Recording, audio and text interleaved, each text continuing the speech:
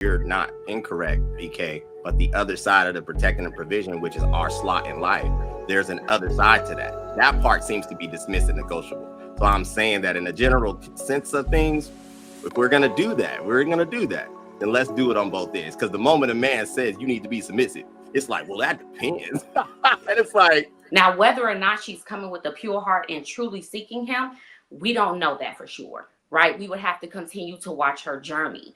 Now, whether or not people of this earth decide to bring her back in and forgive the things that she does, that's up to you guys. Most people probably won't. But those are two separate conversations. And I feel like we're trying to merge them and they're not mergeable. We're talking about worldly things that don't equate to godly things. They're two separate conversations. What's interesting about what you said, Ty, this is again, I'm listening and processing at the same time. Typically, the provide and protect come from a biblical context. And generally, that's what women try to frame men in. So if we're not going to tie them together, then we should probably abolish that terminology and go ahead and treat people on a human level and figure out what he's willing to do for you, what you're willing to do for him, and not take something that comes straight out the Bible, like provide and protect, because that's not a worldly concept. That's a biblical concept. Damn it, true. What are you talking about, though? When was I talking about? How does that even relate? Right. What are we talking about? I was saying that True went red pill on y'all. The topic we were focusing on was B. Simone's relationship and walk with God. Not her relationship with a man, not whether or not man provide and protect, not a specific thing. It was whether or not she should go to God at her lowest and whether or not we feel that's acceptable. Then Willie brought up a comparison of God not wanting the least of you or once you fall, and that man also don't want the least of you. I agree. Men do not want you after you've been a hoe for all this time and you've messed up. They're not forgetful. They're forgiving, right? But God is. What you're talking about is something totally different. You're merging it and trying to bring it back to a conversation of men versus women. Once again, making it worldly. I'm talking about God, the Bible. If you read the Bible and scripture, God constantly forgives his people, constantly opens his arms, constantly brings you in regardless of your past, regardless of what you've done, as long as you come to him humbly and wanting that from him. Man will not. People will not. Your family will not. Your man will not. Your kids will not. God will. I believe I'm tracking what you said. You tried to separate them, and you said they don't belong in the same vein.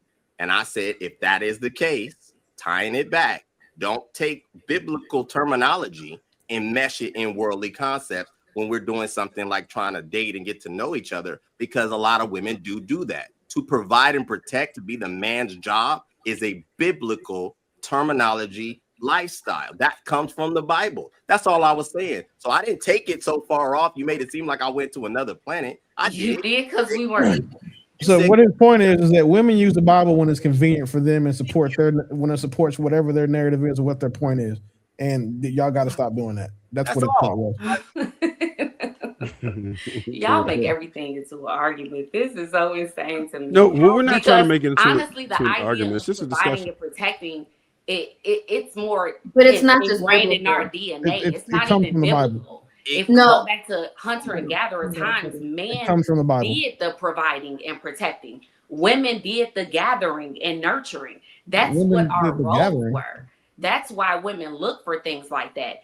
Then as we go into the Bible, it talks about how men protected women and how women gathered people in the way that they needed to in order to push a man's objective.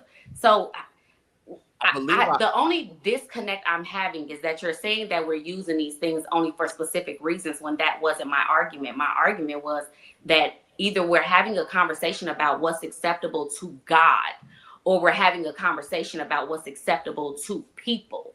But those are two separate conversations.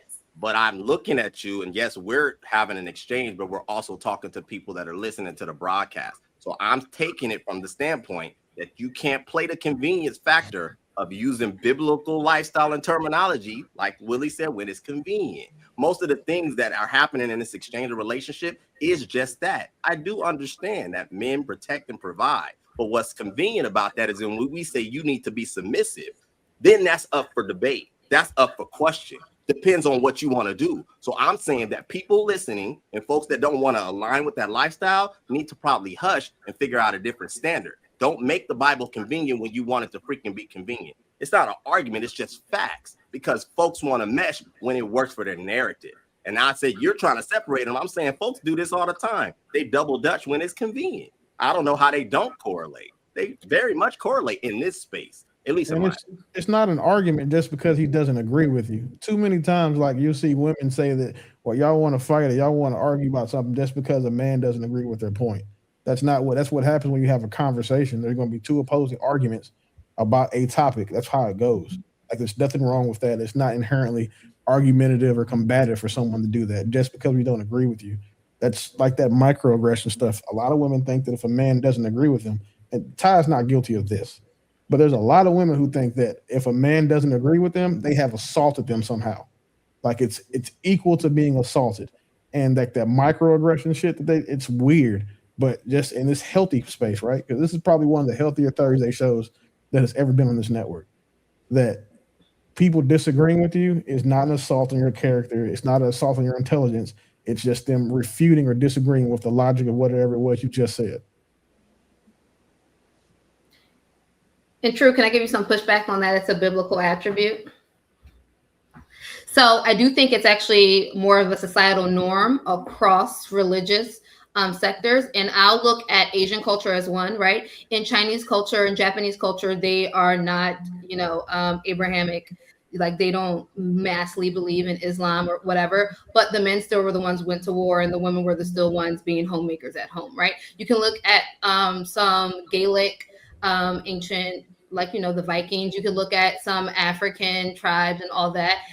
The men still were the ones who did the fighting and the women's were still the ones at camp doing the homemaking and all the things. So I don't think it's strictly a biblical thing. I think because we're in America and we're a major Christian society, right? We hold on to that as a norm. But when I look across the globe, even for people who are not in an Abrahamic faith, they still have a similar concept where men are protecting and providing. I'll just say too, back in the day, because I think someone brought it up, right? Men were typically the ones who hunted. Women were the typically ones who gathered, right? So you see women farming and you see men hunting for protein, essentially, right? And then, so I do think that across the world, it's still a concept, right? That even without the religious thing, but I think in America, most of us were raised, I'll say most, but I don't know that anymore.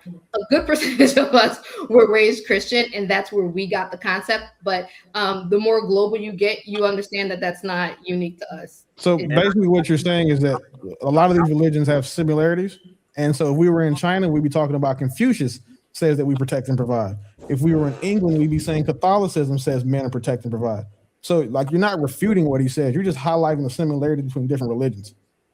Right. Well, in China, Confucianism is the majority, right? But even before that, there was still the modern concept that men were the ones who were physically stronger and thus did the more before physically religion.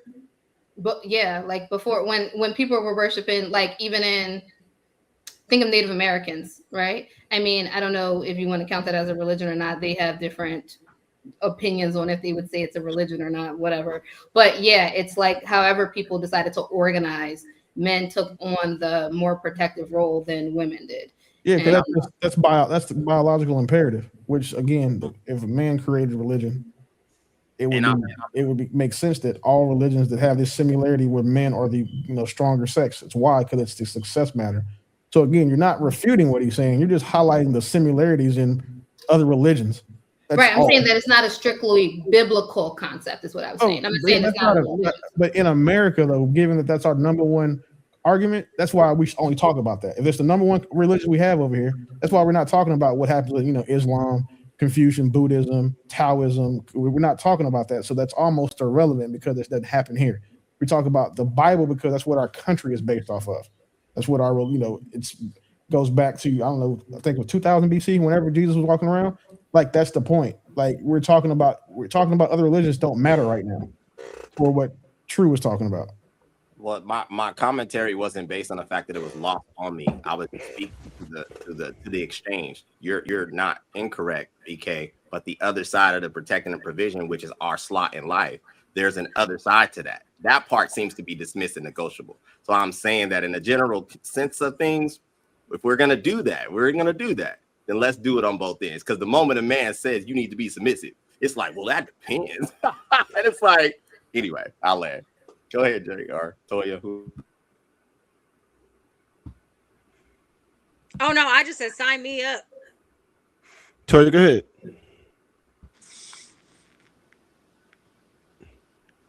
I'm just at a loss because I'm like, I don't even know where we are going with this conversation anymore. However, I just feel like if you are dealing with a woman that really likes you, is invested in whatever it is that you're invested in, and she believes in your leadership, submission is not something you're gonna have to fight for. My opinion. Agreed. Agreed with Hunt. I agree with that. It comes naturally. You become submissive just Exactly. for it. You take the role It's that's just what you're gonna able to be do. it's just gonna flow with it. So Yes. if you're And you combating don't argue. against a woman who you have to fight for submission, then something is disconnected there. Would you say Yeah, she she's might not not be attracted to smart that enough. man? She might not be smart enough to know to submit to a good man. That's also that. I'm sorry, But I didn't hear what she said. who? No, Willie made the comment that she might not be smart enough to submit to a good man. Is that what you said, Yeah. Willie? Like, who teaches you Women that? that Well, I Good idea? mean, have the if capacity. she's not smart enough to submit to a good man, then why are you with her if she's not that smart? That's like us Again, that's a asking you problem. if he wasn't going to be a good father, why'd you get pregnant by him? You don't know that until you know that. So Well, I Okay, put but a question. if we're gonna Yeah. go into a conversation like that, I can go back to Willie's point where he said that he was talking to a girl for maybe 4 to 6 weeks before he even took her on a date, and I'm pretty sure that in that time frame he had enough time to figure out if she was smart enough to submit to a good man or not. Maybe. Right. So, but the thing is, you used a extreme, which JW pointed out. That's not normal. Most people don't do that. What's So that would not be like normal? me. That for someone to vet women the way that I do, that's abnormal. That's a learned Okay. behavior. That's not normal. So you Okay, pointing so out how someone long doing does it something take that's for you rare. to figure out if she's smart enough to submit to a good man or not? How long do you think that vetting process takes?